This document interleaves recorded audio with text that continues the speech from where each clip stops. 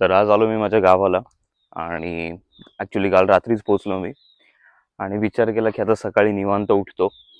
पण सकाळी 6 वाजता ते खडबड धडपड सगळं चालू झालं. उठून बघतो तर काका म्हणाले, काकांची बाग आहे माझी आंब्याची ॲक्च्युली. काका म्हणाले आंब्याच्या गाड्या येणार आहेत, पटकन उठ, आंब्यांना पेपर लाव. त्या आंब्यांना पेपर लावतात. सो उठलो, कामाला सगळी सुरुवात वगैरे केली आणि आता 2 तास झाले. 2 तास फक्त 2 कप चहा एवढ्यावरती इथली सगळी कामं चालू आहेत. फायनली काकू म्हटले की 10-15 मिनटं थांबा, उपीट टाकते. सो थोड्या वेळात आम्ही उपीट खाऊ. तोपर्यंत म्हटलं की चला तुम्हाला फार्म हाऊस दाखवतो काकांचं कसं आहे. काका ॲक्च्युली रिलायन्समध्ये जॉबला होते. 10-15 वर्ष आधी रिटायर झालेत. रिटायर झाल्या झाल्या त्यांच्याकडे 2 ऑप्शन्स होते. एक तर ते मुंबईला राहू शकत होते की मग गावाला येऊन शांतीचं आयुष्य जगू शकत होते. They choose the second one. ते गावाला आले. त्यांनी त्यांचं फार्म हाऊस सेटअप केलं आणि आज मी ते फार्म हाऊस तुम्हाला दाखवतो की त्यांनी काय काय इथे केलेलं आहे. पहिले त्या मेन रोडवरनं हा कच्चा रस्ता येतो. सो इथून तुम्ही लेफ्टने बघितलं तर मेन रोड आहे आणि हा कच्चा रस्ता येतो डिरेक्टली काकांच्या फार्म हाऊसला.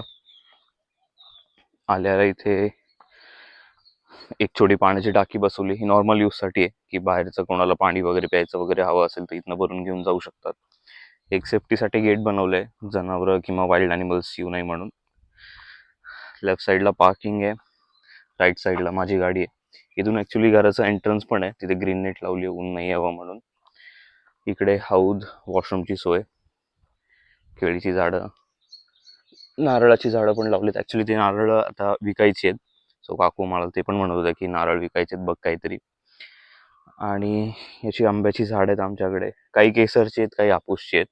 अशा गाड्या दिवसभर येत राहतात. आंब्याची बाग आम्ही एकाला दिली आहे. सो दिली आहे म्हणजे आता इथले सगळे आंबे तो घेऊन जाणार. एक नॉमिनल करार होतो की एवढ्या एवढ्या अमाऊंटला बाग घे. सो बाकीचा लुकआउट त्याचा आहे. अशी 1-1.5-2 एकरची बाग आहे. सो 2-3 दिवस झालेत कामाला, अजून थोडेसे दिवस लागतील. हे आवळ्याचं झाड आहे, खूप मस्त आवळे येतात त्याला. आणि काकांचं घर आहे. समोर आई आहे माझी, बाबा आहेत. आणि इकडे लेफ्ट साईडला ॲक्च्युली काकूंनी खूप छान गोष्ट केली, मी तुम्हाला दाखवतो. सगळीकडे जाण्याचे एंट्रन्सेस एकदम एस्थेटिक आहेत. झाडाझुडपातनं जावं लागतं. It's good. झाडं असल्यामुळे हा एरिया थंड राहतो. ह्या जे मी मगाशी पेपर बॅग्सचं म्हणत होतो, हे असे बॅग्स आहेत, ते लावावे लागतात. त्यांनी आंबे सुरक्षित राहतात, उन्हाचा त्रास होत नाही त्यांना. आणि ही अशी खुटिया आपण म्हणू शकतो जी बनवली. काकू इथे योगा मेडिटेशन वगैरे करतात. कडीपत्त्याचं झाड आहे. मला विश्वासच झाला नाही की कडीपत्त्याचं एवढं मोठं झाड आहे. आजपर्यंत फक्त आम्ही पुण्यातल्या घरामध्ये गॅलरीमध्ये आमची कुंडी आहे, त्याच्यात एक कडीपत्त्याचं झाड आहे. सो 1.5-2 फुटाची बघण्याची सवय आहे मला. आणि दुपारच्या झोपण्यासाठी काकूंनी एक नंबर सोय केलेली आहे. काकांनी इथे आंब्याच्या झाडाखाली कट्टा बांधलेला आहे. मस्त यायचं, चटई टाकायची आणि निवांत झोपून द्यायचं. फक्त त्रास एक होऊ शकतो की इथे आता कोंबड्यांचं खुराडा बांधलाय किंवा पोल्ट्री म्हणू शकतो आपण छोटी.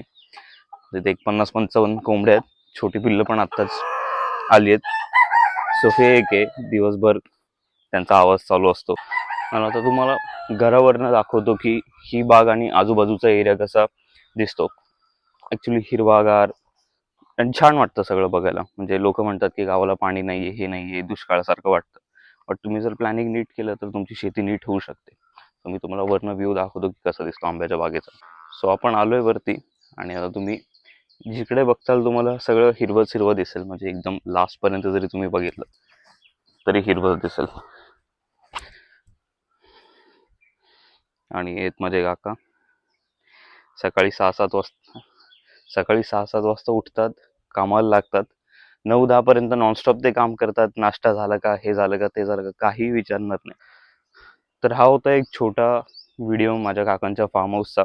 अजून जर मजेशीर मला काही इथे दिसलं किंवा काही वाटलं तर नक्कीच मी त्याच्यावर व्हिडिओ बनवीन आणि माझ्या फेसबुक, इंस्टाग्राम, यूट्यूब सगळ्यावरती अपलोड करीन. आवडलं तर लाईक, शेअर, सबस्क्राईब नक्की करा.